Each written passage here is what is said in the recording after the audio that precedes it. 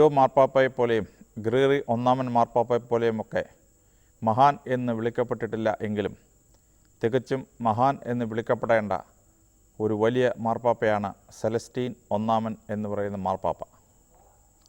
അദ്ദേഹത്തിൻ്റെ പേര് ചേർത്ത് പലരും പറയാറുണ്ട്, ഹി വാസ് എ സെലസ്റ്റിയൽ, സ്വർഗത്തിൽ നിന്ന് വന്നവൻ എന്ന് വിളിക്കപ്പെടേണ്ട ഒരു മാർപ്പാപ്പയാണ് എന്ന്. അദ്ദേഹത്തിൻ്റെ ചെറുപ്പകാലത്തെപ്പറ്റി കാര്യമായ വിവരങ്ങൾ നമുക്കില്ല.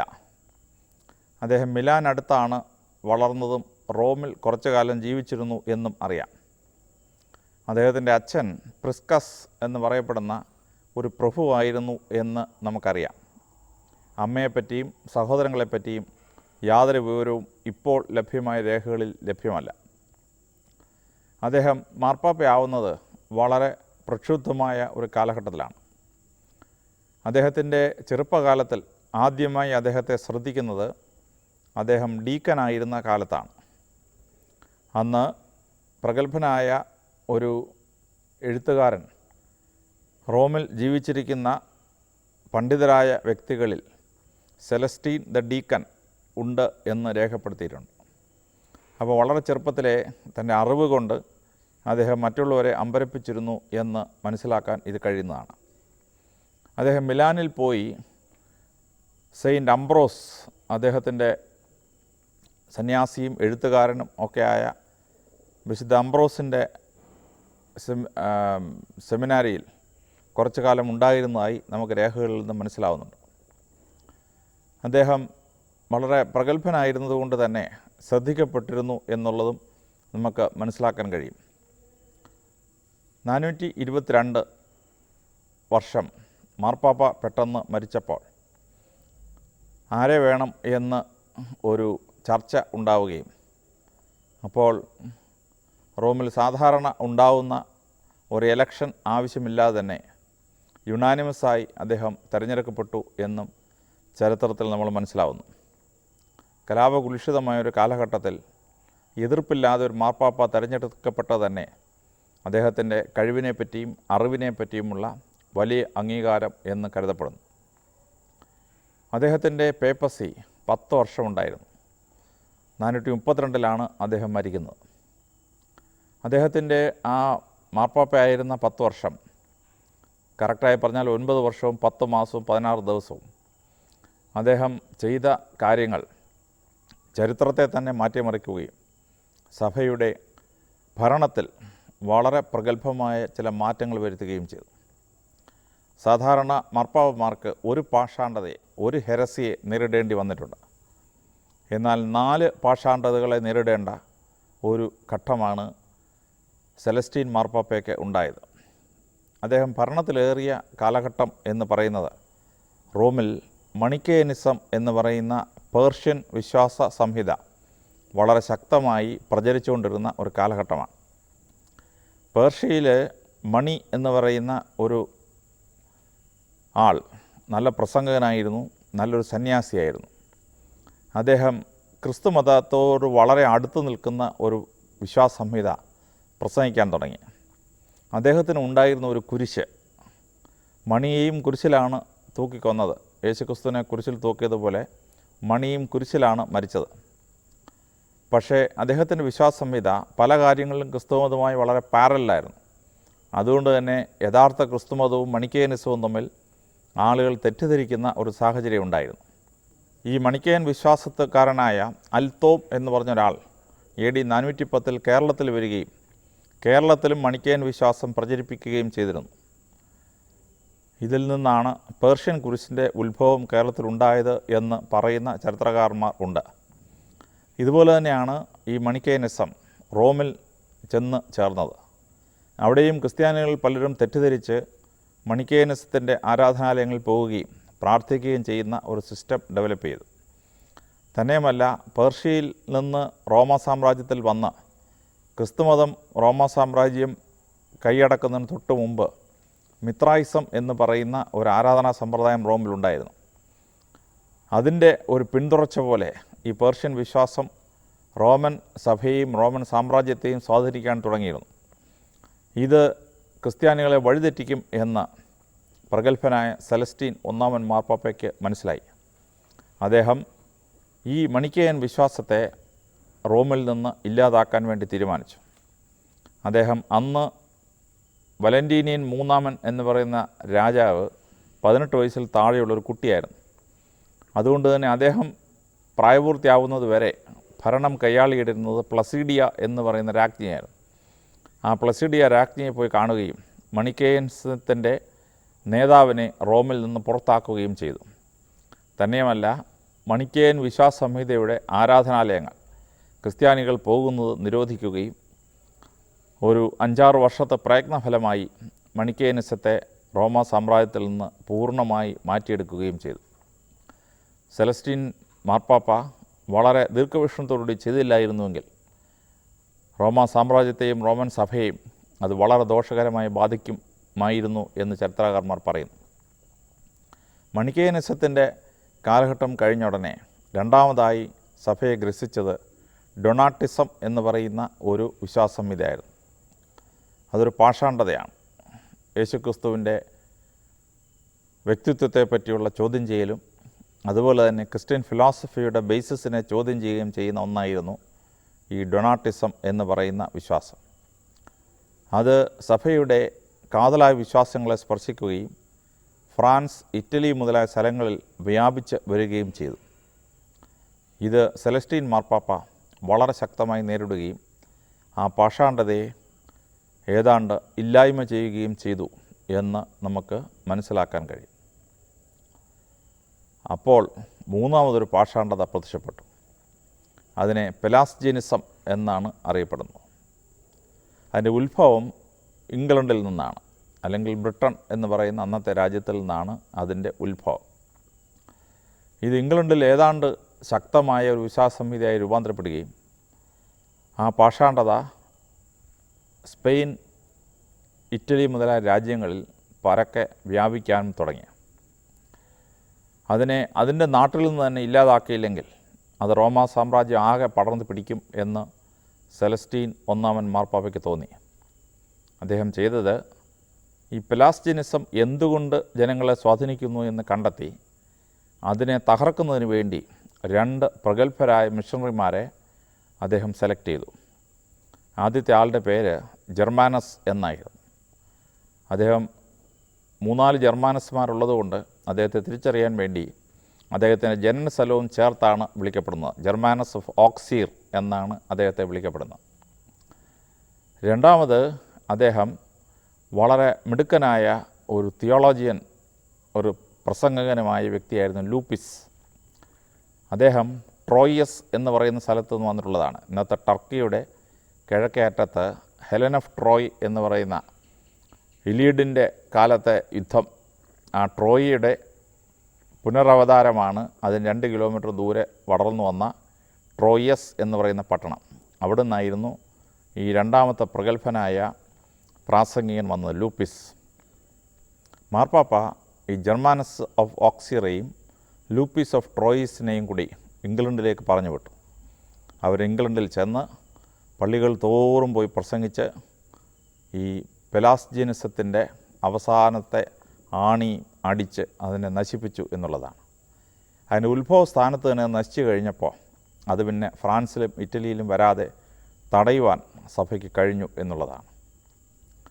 ആ മൂന്നാമത്തെ പാഷാണ്ഡത അങ്ങോട്ട് തീരുമ്പോഴേക്കും വളരെ ശക്തമായ ഒരു പാഷാണ്ഡത കിഴക്ക് നിന്ന് ഉത്ഭവിക്കാൻ തുടങ്ങി.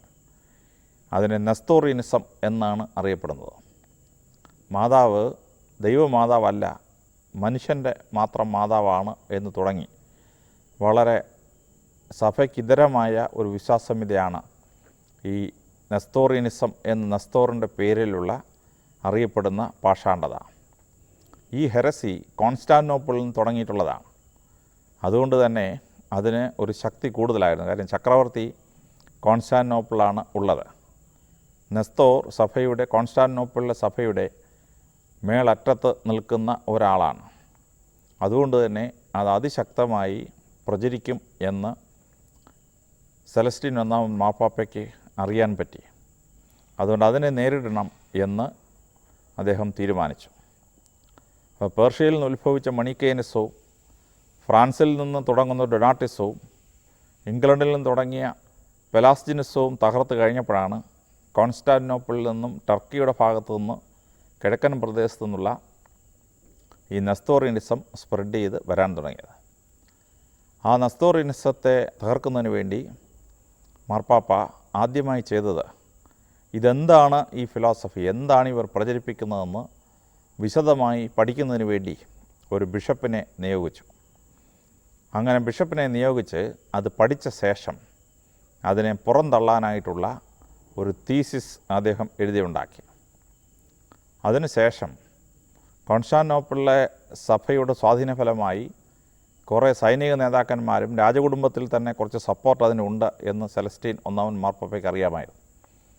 അദ്ദേഹം അലക്സാണ്ട്രിയയിലെ പാത്രികീസ് സ്ഥാനീയനായ സിറിൽ ഓഫ് അലക്സാണ്ട്രിയ, മഹാനായ കൂറിലോസ് എന്ന് നമ്മൾ സുറിയാനി ഭാഷയിൽ വിളിക്കുന്ന സിറിൽ ഓഫ് അലക്സാണ്ട്രിയ, അദ്ദേഹത്തെ അത് പറഞ്ഞ് അതിനെ നേരിടുവാനുള്ള ചുമതല ഏൽപ്പിച്ചു.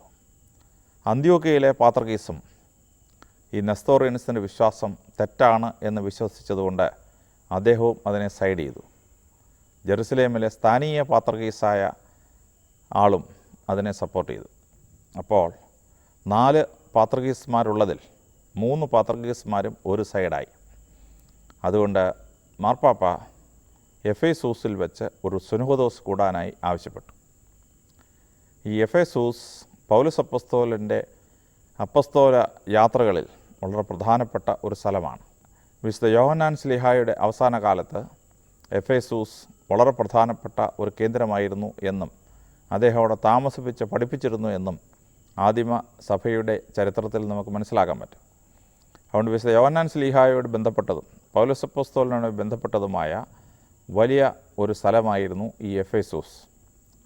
അവിടെ ഗ്രീക്ക് ദേവതയായ ഡയനായുടെ പേരിലുള്ള വലിയ ഒരു ക്ഷേത്രമുണ്ടായിരുന്നു. ആ ക്ഷേത്രമുള്ളതുകൊണ്ട് തന്നെ സഭയുടെ ഏറ്റവും എതിർപ്പുള്ള ഒരു സ്ഥലമായിരുന്നു എഫേസൂസ്. അതൊരു 200 കൊല്ലത്തെ പ്രയത്നഫലമായിട്ടാണ് ക്രിസ്ത്യൻ ഫിലോസഫി അവിടെ സ്പ്രെഡ് ചെയ്തതും ഗ്രീക്ക് ഫിലോസഫിയെ പുറന്തള്ളി മാറ്റാൻ കഴിഞ്ഞതും. ആ എഫേസൂസ് ആകട്ടെ ഈ സുനഹദോസിൻ്റെ കേന്ദ്രം എന്ന് തീരുമാനിക്കുകയും അവിടെ വെച്ച് ആ സുനഹദോസ് കൂടുകയും ചെയ്തു. നിക്യ സുനഹദോസും കൽക്കദോനിയയിലെ സുനഹദോസും കോൺസ്റ്റാന്റിനോപ്പിളിലെ സുനഹദോസിനെയും പോലെ 4ാമത്തെ വളരെ പ്രധാനപ്പെട്ടൊരു സുനഹദോസാണ് എഫേസൂസിൽ കൂടിയ AD 431 കൂടിയ സുനഹദോസ് എന്ന് പറയുന്നത്. മാർപ്പാപ്പയ്ക്ക് നേരിട്ട് ആ സാർവത്രിക സുനഹദോസിന് പോകാൻ പറ്റിയില്ല. മാർപ്പാപ്പ 3 ഡെലഗേറ്റ്സിനെ റോമിൽ നിന്ന് അയച്ചു കൊടുത്തു. എഫേസൂസിൽ അലക്സാണ്ട്രിയയിൽ നിന്ന് 81 മെത്രാന്മാർ എത്തി. അന്ത്യോക്യയിൽ നിന്നും ജെറുസലേമിൽ നിന്നുള്ള മെത്രാന്മാരും അവിടെ എത്തി.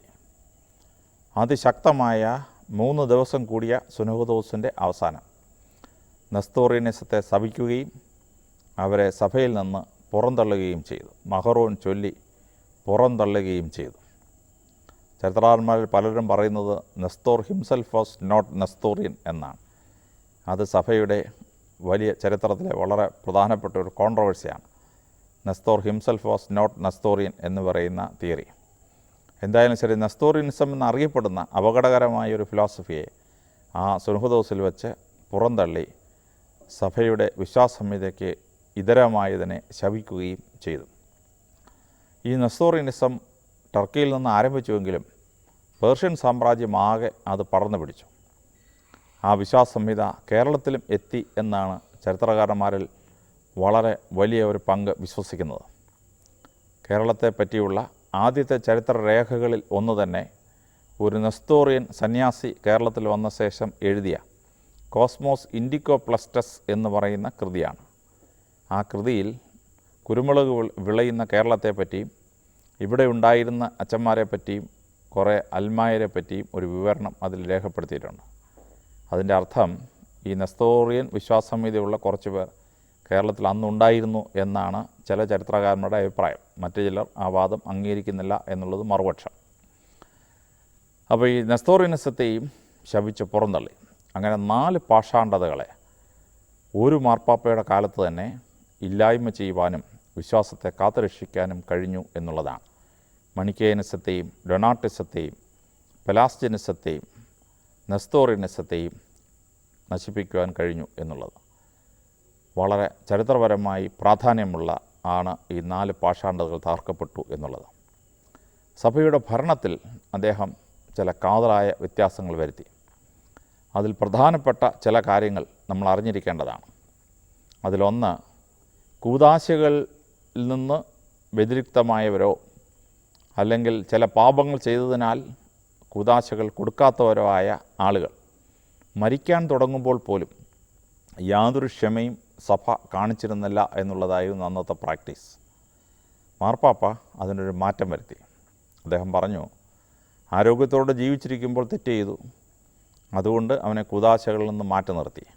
പക്ഷേ ഒരാൾ മരണക്കിടക്കയിലാണ് എന്ന് കണ്ടു കഴിഞ്ഞാൽ ആ ആളിൻ്റെ കുമ്പസാരം കേട്ടിരിക്കണം.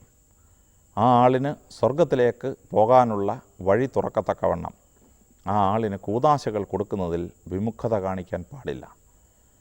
അതുകൊണ്ട് മരണം ഉറപ്പായ ഒരാളിന് കുമ്പസാരിക്കാനുള്ള അവസരം കൊടുക്കണം എന്നുള്ളതാണ്.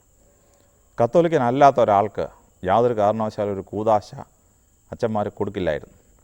പക്ഷേ കത്തോലിക്കനല്ലെങ്കിൽ പോലും മരണത്തിൻ്റെ വക്കിൽ വെച്ച് ഒരാൾ കുമ്പസാരിക്കണമെന്ന് ആവശ്യപ്പെട്ടാൽ അത് ചെയ്തു കൊടുക്കണം എന്ന് സെലസ്റ്റീൻ ഒന്നാമൻ മാർപ്പാപ്പ കൽപ്പന പുറപ്പെടുവിച്ചു. ഇത് ചരിത്രത്തിലെ വളരെ പ്രധാനപ്പെട്ട ഒരു കൽപ്പന എന്ന് പറയപ്പെടുന്നതാണ്.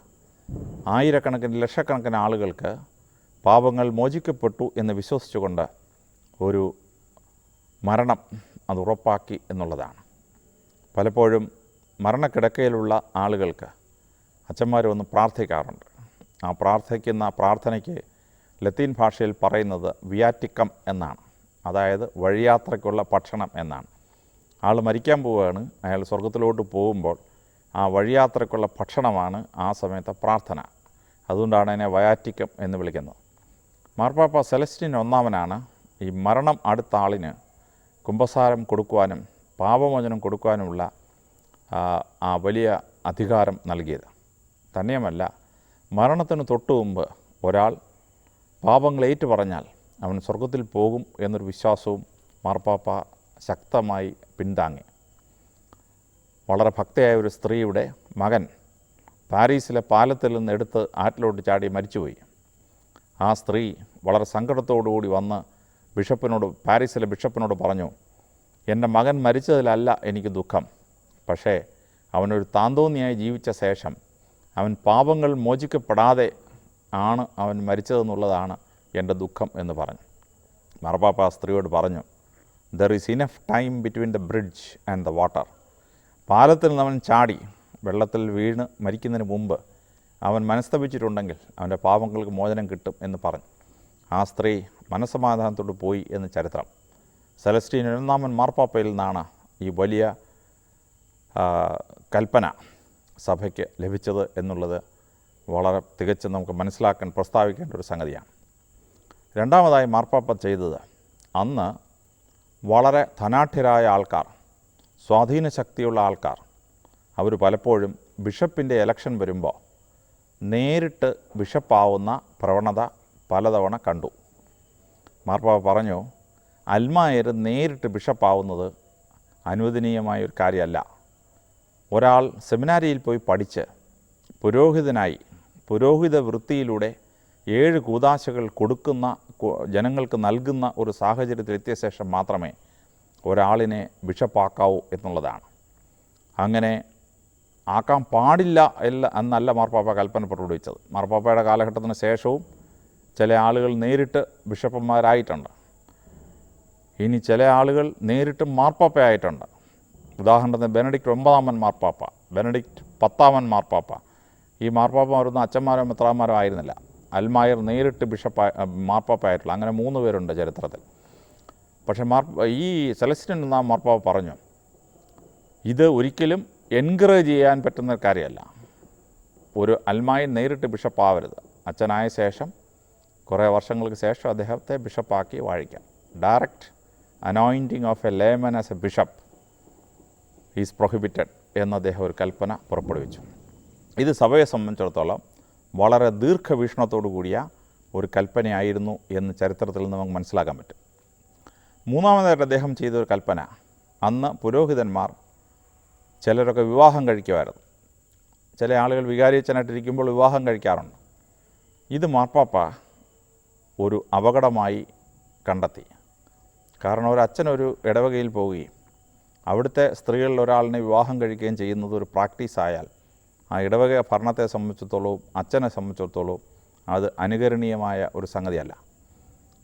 അതുകൊണ്ട് അദ്ദേഹം ചരിത്രപരമായ ഒരു റീസൺ കൂടി വെച്ചിട്ടാണ് അച്ഛന്മാർ കല്യാണം കഴിക്കരുത് എന്ന ഒരു നിയമം പാസ്സാക്കിയത്.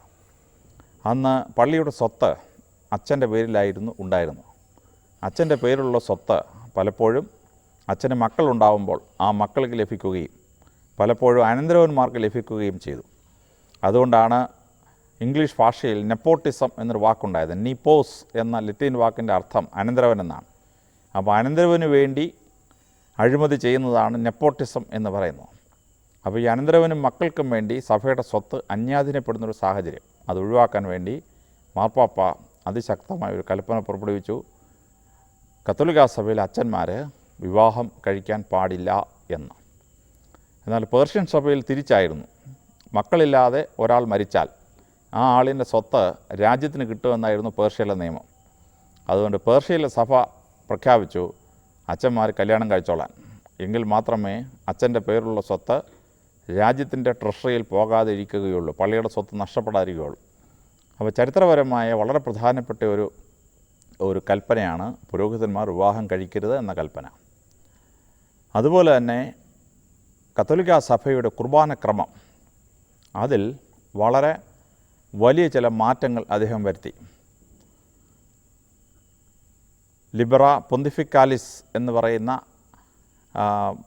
പുസ്തകത്തിൽ അല്ലെങ്കിൽ രേഖയിൽ പറയുന്നു, കത്തോലിക്കാ സഭയുടെ കുർബാനക്രമത്തിൽ വളരെ പ്രധാന ചില മാറ്റങ്ങൾ സെലസ്റ്റീൻ ഒന്നാമൻ മാർപ്പാപ്പ ചെയ്തു എന്നാണ്. അതിലേറ്റവും പ്രധാനപ്പെട്ടത് ഇൻട്രോയിറ്റ് എന്ന് പറയുന്നൊരു ഭാഗം വിശുദ്ധ കുർബാനയിൽ എഴുതി ചേർത്തത് ഈ മാർപ്പാപ്പയുടെ കൽപ്പന പ്രകാരമാണ് എന്നാണ്. അഞ്ചാമതായിട്ട് സഭയുടെ ക്രമത്തിൽ അദ്ദേഹം ചെയ്ത ഒരു കൽപ്പന വളരെ പ്രത്യേകതയുള്ള ഒന്നാണ്. അന്ന് വിശുദ്ധ കുർബാന അച്ഛന്മാർ ഇരുന്നുകൊണ്ടാണ് ചെയ്തിരുന്നത്. ഇത് മാർപ്പാപ്പ പറഞ്ഞു ശരിയല്ല. അൽമായർ വിശുദ്ധ കുർബാനയ്ക്ക് ഇടയ്ക്ക് ഇരിക്കാം, പ്രായതിക്കുള്ളവരൊക്കെ കൊണ്ടിരിക്കാം. പക്ഷെ ഒരു പുരോഹിതൻ കുർബാന ചൊല്ലുമ്പോൾ സുവിശേഷ ഭാഗങ്ങൾ വായിക്കുമ്പോഴും ജനത്തോട് പ്രസംഗിക്കുമ്പോഴും അച്ഛൻ എഴുന്നേറ്റ് തന്നെ ആവണം ആ കുർബാനയിൽ ഉണ്ടാവേണ്ടത്. തന്നെയുമല്ല, വിശുദ്ധ കുർബാനയുടെ വാഴ്വ് ചെയ്യുന്ന ഭാഗത്ത് അച്ഛൻ എഴുന്നേറ്റ് നിന്ന് വേണം വാഴ്വ് ചെയ്യുവാൻ. ബാക്കിയുള്ള സമയത്ത് അച്ഛൻ ഇരുന്നാലും കുഴപ്പമില്ല. പക്ഷേ ഈ 3 ഭാഗത്ത് അച്ഛന്മാർ ഇരിക്കാൻ പാടില്ല. ഇപ്പോൾ കുർബാന ചൊല്ലിക്കൊണ്ടിരുന്ന അച്ഛൻ സുവിശേഷം വായിക്കുമ്പോഴും അച്ഛന്മാർ മാത്രമല്ല അൽമായരും എഴുന്നേറ്റ് നിൽക്കണം. അച്ഛൻ പ്രസംഗിക്കുമ്പോൾ എഴുന്നേറ്റ് നിൽക്കണം. കുർബാനയുടെ വാഴ്വ് ചെയ്യുമ്പോഴും എഴുന്നേറ്റ് നിൽക്കണം. അങ്ങനെ കുർബാന ക്രമത്തിൽ ഒരു വലിയ വ്യത്യാസം ഈ മാർപ്പാപ്പയുടെ കൽപ്പന പ്രകാരം ഉണ്ടായി. ഇതും വളരെ വെൽക്കം ചെയ്യേണ്ട ഒരു കൽപ്പനയാണ്. ഈ 5 സഭാഭരണത്തിൽ അദ്ദേഹം ചെയ്ത കാര്യങ്ങൾ തികച്ചും അത്ഭുതകരമായ ഒന്നാണ് എന്നുള്ളതും തർക്കമൊന്നുമില്ല. മാർപ്പാപ്പയുടെ മറ്റൊരു പ്രധാനപ്പെട്ട ഭാഗം എന്ന് പറയുന്നത് അദ്ദേഹത്തിൻ്റെ വിശുദ്ധ അഗസ്തീനോസ് പുണ്യവാളനോടുള്ള ബന്ധമാണ്. വിശുദ്ധ അഗസ്തീനോസ് പുണ്യവാളൻ മരിക്കുന്നത് AD 430 അതായത് മാർപ്പാപ്പയുടെ ഭരണകാലത്തിൻ്റെ അവസാനവും അഗസ്തീനോസ് പുണ്യവാളൻ്റെ ജീവിതത്തിൻ്റെ അവസാനവും ഏതാണ്ട് ലാസ്റ്റ് 10 years കോമൺ ആയിരുന്നു. അഗസ്തീനോസ് പുണ്യവാളൻ്റെ പുസ്തകങ്ങൾ എടുത്ത് സഭയുടെ വിശ്വാസസത്യങ്ങൾ ഇത്ര കൃത്യമായി ആരും തന്നെ ഇതിനു മുമ്പ് വിശദീകരിച്ചിട്ടില്ല എന്ന് മനസ്സിലാക്കിയ മാർപ്പാപ്പ അത് സഭയുടെ എല്ലാ ഭാഗങ്ങളും പ്രചരിപ്പിക്കാൻ വേണ്ടി ഒരു ശ്രമം നടത്തി. ഈ ശ്രമഫലമായിട്ടാണ് വിശുദ്ധ അഗസ്തീനോസ് പുണ്യവാളൻ്റെ എല്ലാ പുസ്തകങ്ങളും സംരക്ഷിക്കപ്പെടുകയും നമുക്ക് ആ പുസ്തകങ്ങൾ ലഭിക്കുകയും ചെയ്തത്. അഗസ്തീനോസ് പുണ്യവാളനെതിരെ സംസാരിക്കാനുള്ള വാക്ചാതുര്യം അന്ന് ആർക്കും തന്നെ ഉണ്ടായിരുന്നില്ല. അതുകൊണ്ട് തന്നെ ആരെങ്കിലും ഒരു പ്രശ്നം ഉണ്ടാക്കിയാൽ അഗസ്തീനോസ് പുണ്യവാളൻ അതിശക്തമായി അതിനെതിരെ പ്രതികരിക്കുമായിരുന്നു. പക്ഷേ അഗസ്തീനോസ് പുണ്യവാളൻ AD 430 മരിച്ചു കഴിഞ്ഞ ഉടനെ അദ്ദേഹത്തിൻ്റെ വിശ്വാസസംഹിതയ്ക്കകത്ത് കുഴപ്പമുണ്ടെന്ന് പറഞ്ഞ് ചിലർ പ്രസംഗിക്കാൻ തുടങ്ങി. അക്കൂട്ടത്തിൽ ഏറ്റവും ശക്തനായ ഒരു പ്രസംഗകനുണ്ടായിരുന്നു. അദ്ദേഹത്തിൻ്റെ പേര് പീറ്റർ കാസിയൻ എന്നായിരുന്നു. ഇദ്ദേഹം അഗസ്തീനോസ് പുണ്യവാളൻ്റെ ഫിലോസഫിയിൽ കുഴപ്പമുണ്ടെന്ന് പറഞ്ഞ് പ്രസംഗിക്കാൻ തുടങ്ങി. ഈ വിവരം മാർപ്പാപ്പയുടെ ചെവിയിലെത്തി. മാർപ്പാപ്പ അതിശക്തമായി അതിനെതിരെ പ്രതികരിച്ചു. കാസിയനോട് പറഞ്ഞു, കാസ്യൻ പറയുന്നത് തെറ്റാണ് എന്ന് കാസ്യൻ മനസ്സിലാക്കാൻ കാസ്യനോട് ആജ്ഞാപിക്കുകയും അതിനുശേഷം എല്ലാ ബിഷപ്പ്മാർക്കും എഴുതി ഈ കാസ്യൻ്റെ പ്രസംഗങ്ങൾക്ക് ചെവി കൊടുക്കാൻ പാടില്ല എന്ന്. അങ്ങനെ അതിശക്തമായിട്ടാണ് ആ ആൻറ്റി അഗസ്റ്റീനിയൻ ഒറേഷൻസ് എന്ന് വിളിക്കപ്പെടുന്ന ആ പ്രസംഗങ്ങളെ സപ്രസ് ചെയ്യുകയും സെയിൻറ്റ് അഗസ്റ്റീൻ്റെ പുസ്തകങ്ങൾ സഭയുടെ ഏറ്റവും പ്രധാനപ്പെട്ട രേഖകളായി പരിണമിക്കുകയും ചെയ്തത് വളരെ വലിയ ഒരു സക്സസ്ഫുൾ സ്റ്റോറി എന്ന് നമ്മൾ വിളിക്കുന്ന സംഗതിയാണ്. മാർപ്പാപ്പ AD 432 മരിച്ചത്. ജൂലൈ 6 അദ്ദേഹം മരിക്കുന്നത്. അദ്ദേഹം മരിച്ചു കഴിഞ്ഞ് ആദ്യമായി അദ്ദേഹത്തിൻ്റെ ശരീരം സെയിൻറ്റ് പ്രസില്ലായുടെ ശവക്കല്ലറ എന്ന് പറയുന്ന കല്ലറയിലാണ് അടക്കിയത്. പക്ഷേ AD 831 അന്നത്തെ മാർപ്പാപ്പ ഇത്ര പ്രഗത്ഭനായ ഒരു മാർപ്പാപ്പയെ ഇങ്ങനൊരു ചെറിയ സ്ഥലത്തുകൊണ്ട് അടക്കിയത് ശരിയായില്ല എന്ന് പറഞ്ഞ് അദ്ദേഹത്തിൻ്റെ അവശിഷ്ടങ്ങൾ എടുത്തുകൊണ്ട് വന്ന് റോമിലെ പ്രധാനപ്പെട്ട ഒരു സ്ഥലത്ത് സംസ്കരിച്ചു. പ്രധാനപ്പെട്ട ഒരു കത്തീഡ്രലിൽ സംസ്കരിച്ചത് മാത്രമല്ല, ആ ശരീരത്തിൻ്റെ ഒരു ഭാഗം അദ്ദേഹവുമായി വളരെ അടുത്ത് ബന്ധമുള്ള മഞ്ചുവായിലെ കത്തീഡ്രലിൽ കൊണ്ടുവെക്കാനായി സമ്മതിച്ചു. അങ്ങനെ 2 കത്തീഡ്രലായിട്ടാണ് മാർപ്പാപ്പയുടെ ശരീരത്തിൻ്റെ പൂജ്യാവശിഷ്ടങ്ങൾ ഇന്ന് നിൽക്കുന്നത്. മാർപ്പാപ്പയുടെ ഭരണം വന്നത് ചരിത്രത്തിലെ വളരെ ക്രൂഷ്യലായ ഒരു കാലഘട്ടത്തിലാണ്. AD 408 വിസിഗോത്സ് എന്ന് പറയുന്ന ജനവിഭാഗം ഇറ്റലി ആക്രമിക്കുകയും റോമിലേക്ക് ഇരമ്പിക്കയറുകയും ചെയ്തു. ആ ആക്രമണത്തിൽ നിന്ന് റോം ഒന്ന് രക്ഷപ്പെട്ടു നിന്നപ്പോഴാണ് AD 410 അലാറിക് എന്ന് പറയുന്ന നേതാവിൻ്റെ നേതൃത്വത്തിൽ റോം പിടിച്ചെടുക്കുകയും റോം സാക്ക് ചെയ്യുകയും ചെയ്തു. റോമിലെ പ്രധാനപ്പെട്ട സ്ഥലങ്ങളൊക്കെ അവർ തീ വെച്ച് കളഞ്ഞു. അലാറിക്കിൻ്റെ ആക്രമണം കഴിഞ്ഞ് റോമിൻ്റെ ഷോക്ക് മാറുന്നതിന് മുമ്പ് ഒരു 416 ശേഷം ഈ വാൻഡൽസും അലേമാനിയും എല്ലാം കൂടി ഇറ്റലിയിലും റോമിലും വന്ന് സെറ്റിൽ ഡൗൺ ചെയ്യാൻ തുടങ്ങി. ഇത് സഭയുടെ വലിയ പ്രവർത്തനത്തെ ബാധിച്ചിരുന്നു. അതിൽ പ്രധാനപ്പെട്ട 2 പള്ളികൾക്ക് അവർ തീ വച്ചിരുന്നു. ഒന്ന് പ്രസില്ലായുടെ പള്ളിയാണ് തീ വെച്ചത്. ആ പള്ളി മുഴുവൻ മാർപ്പാപ്പ പുതുക്കി പണിഞ്ഞു. ആ രീതിയിലുള്ള 3 സഭയുമായി ബന്ധപ്പെട്ട സ്ഥാപനങ്ങളും അദ്ദേഹം പുതുക്കി പണിഞ്ഞു. സെമിനാരി അദ്ദേഹം പുതുക്കി പണിഞ്ഞു. റോമിൻ്റെ ഇന്നത്തെ ഷേപ്പ് വരാനുള്ള പ്രധാന കാരണങ്ങളിലൊന്ന് മാർപ്പാപ്പ അന്ന് നടത്തിയ പുതുക്കി പണിയലുകളാണ് എന്ന് പറയുന്നു. അദ്ദേഹം മരിച്ച് 1 കൊല്ലം കഴിഞ്ഞപ്പോഴാണ് ആറ്റിലാ ദ ഹൺ എന്ന് പറയുന്ന പ്രഗത്ഭനായ യോദ്ധാവ് രാജാവിൻ്റെ സ്ഥാനം ഏറ്റെടുത്തത്. പിന്നീട് 23 കൊല്ലത്തിന് ശേഷമാണ് അദ്ദേഹത്തിൻ്റെ ആക്രമണം റോമിലേക്ക് ഇരമ്പിക്കയറിയത്. 453 വന്ന ആക്രമണം. അപ്പോൾ ഇങ്ങനെയുള്ള ബാർബറി ഇൻവേഷൻസ് എന്ന് വിളിക്കപ്പെടുന്ന ഇൻവേഷൻസ് റോമാ സാമ്രാജ്യത്തെയും സഭയെയും പിടിച്ചുലച്ചിരുന്നൊരു കാലഘട്ടമായിരുന്നു. അപ്പോൾ ഇതിനെ കണ്ടസ്റ്റ് ചെയ്യാൻ വേണ്ടി ഒരു ശക്തമായ രാജവംശം വേണം എന്ന് അദ്ദേഹം തീരുമാനിച്ചു. അതിൻ്റെ ശ്രമഫലമായിട്ടാണ് AD 433 മെരോവിഞ്ഞൻ ഡൈനാസ്റ്റി എന്ന് പറയുന്ന ഒരു ഡൈനാസ്റ്റി വന്നത്. അതിൻ്റെ പിന്തുടർച്ചക്കാരാണ് കരോളിഞ്ഞൻ ഡൈനാസ്റ്റി എന്ന് പറയുന്ന ചാർലിമെയിൻ അല്ലെങ്കിൽ കാർലമൻ ചക്രവർത്തി ഉണ്ടായിരുന്ന രാജവംശം. ഈ രാജവംശം ഒരുപക്ഷെ ജനങ്ങൾക്ക് മുഴുവൻ അറിയാമായിരിക്കും. അത് ഡാവിഞ്ചി കോഡ് എന്ന് പറയുന്ന സഭയ്ക്കെതിരമായി എഴുതപ്പെട്ട പുസ്തകം. ആ ഡാവിഞ്ചി കോഡിൽ ഈ മെരോവിഞ്ചൻ ഡൈനാസ്റ്റി യേശുക്രിസ്തുവിൻ്റെ രക്തമുള്ളവരാണെന്നൊക്കെ പറഞ്ഞുണ്ടാക്കിയ ഒരു കോൺട്രവേഴ്സിയിലൂടെ ഈ രാജവംശം വളരെ കുപ്രസിദ്ധമാണ്. അതെല്ലാം ഫോൾസ് ഹിസ്റ്ററിയാണ്, ചരിത്രവിരുദ്ധമായ കാര്യങ്ങളാണ്, വെറൊരു നോവലാണ് എന്ന് ഇപ്പോൾ എല്ലാവർക്കും മനസ്സിലായിട്ടുണ്ട് എന്ന് ഞാൻ കരുതുന്നു. ഈ മെരോവിഞ്ഞൻ ഡൈനാസ്റ്റിയിലൂടെ ഒരു ഹോളി റോമൻ എംപയർ എന്ന് പറഞ്ഞ ഒരു രാജവംശം സ്ഥാപിക്കപ്പെടുകയും അതിൻ്റെ കരോളിഞ്ഞൻ ഡൈനാസ്റ്റിയുടെ പിന്തുടർച്ചാവകാശത്തോടു കൂടി സഭയ്ക്ക് പ്രൊട്ടക്ഷൻ നൽകുവാനുള്ള വലിയൊരു രാജവംശം ഡെവലപ്പ് ചെയ്തു. ജർമ്മനിയും ഫ്രാൻസും ഇറ്റലിയും ഒരുമിച്ച് ഉൾക്കൊള്ളുന്ന ഒരു വലിയ സാമ്രാജ്യമായി ആ ഹോളി റോമൻ എംപയർ രൂപാന്തരപ്പെട്ടു. അങ്ങനെ ചരിത്രത്തിലെ വലിയ ഒരു കാലഘട്ടത്തിൽ 4 പാഷാണ്ഡതകളെ പരാജയപ്പെടുത്തുകയും സഭയുടെ വിശ്വാസ സംഹിതകളെ പ്രൊട്ടക്റ്റ് ചെയ്യുകയും സെയിൻറ്റ് അഗസ്റ്റീൻ്റെ വിശ്വാസ സംഹിതകളെയും പുസ്തകങ്ങളെയും ലോകം മുഴുവൻ പ്രചരിപ്പിക്കുകയും ചെയ്ത മഹത്തായ കാര്യങ്ങൾ അദ്ദേഹം ചെയ്തു. അതുകൂടാതെ അദ്ദേഹം ചെയ്ത വലിയൊരു കാര്യമാണ് പലേഡിയസ് എന്ന് പറയുന്ന മിഷനറിയെ ഇംഗ്ലണ്ടിലേക്ക് പറഞ്ഞു വിട്ടു. ഈ പലേഡിയസ് എന്ന മിഷനറി ഇംഗ്ലണ്ടിൽ ചെന്ന് സഭയുടെ ആദിമ അടിത്തറ ഇട്ട ശേഷമാണ് പിന്നീട് രണ്ടാമത്തെ റോ ഓഫ് മിഷനറീസ് ഇംഗ്ലണ്ടിലേക്ക് പോകുന്നത്. സെയിൻറ്റ് അഗസ്റ്റീൻ ഇംഗ്ലണ്ടിൽ പോയി. അങ്ങനെ ഇംഗ്ലണ്ടും സ്കോട്ട്ലൻഡും ഉൾപ്പെട്ട പ്രദേശങ്ങൾ മുഴുവൻ ക്രിസ്തുമത വിശ്വാസത്തിലേക്ക് വന്നു. അദ്ദേഹം മരിക്കുന്നതിന് ഒരു 2 മാസം മുമ്പ് സെയിൻറ്റ് പാട്രിക്കിനെ അദ്ദേഹം അയർലൻഡിലേക്ക് വിട്ടു. അങ്ങനെ അയർലൻഡ് മുഴുവൻ കത്തോലിക്കാ സഭയുടെ ഉറച്ച കോട്ടയായി മാറിയത് ഈ സെയിൻറ്റ് പാട്രിക്കിനെ വിട്ടപ്പോഴാണ്. പലീഡീസിനെ ഇംഗ്ലണ്ടിലോട്ട് വിട്ട് സൂര്യനസ്തമിക്കാത്ത ബ്രിട്ടീഷ് സാമ്രാജ്യം ക്രിസ്തുമത വിശ്വാസത്തിൽ കൊണ്ടുവന്നതും സെയിൻറ്റ് പാട്രിക്കിനെ അയർലൻഡിൽ വിട്ട് അത് കത്തോലിക്കാ സഭയുടെ ഉറച്ച കോട്ടയാക്കി മാറ്റിയതും സെലസ്റ്റീൻ ഒന്നാമൻ മാർപ്പാപ്പ ചെയ്ത വളരെ ശ്രദ്ധേയമായ 2 മിഷണറി യാത്രകളാണ്.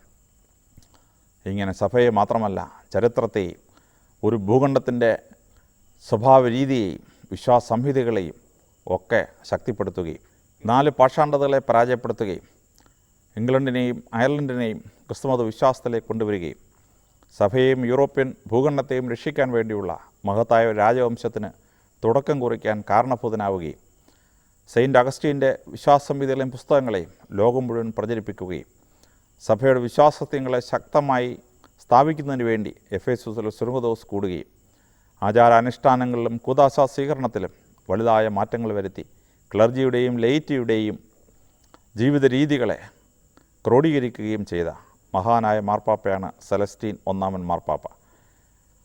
ലിയോ മാർപ്പാപ്പയും ഗ്രിഗറി മാർപ്പാപ്പയും പോലെ മഹാനെന്ന് വിളിക്കപ്പെട്ടില്ലെങ്കിലും മഹാനെന്ന് വിളിക്കപ്പെടാൻ സർവ്വതാ യോഗ്യനാണ് സെലസ്റ്റീൻ ഒന്നാമൻ മാർപ്പാപ്പ. മഹാനായ മാർപ്പാപ്പയുടെ ഓർമ്മയ്ക്ക് മുമ്പാകെ തലകുനിച്ചുകൊണ്ട് എൻ്റെ വാക്കുകൾ ഞാൻ ഉപസംഹരിക്കുന്നു.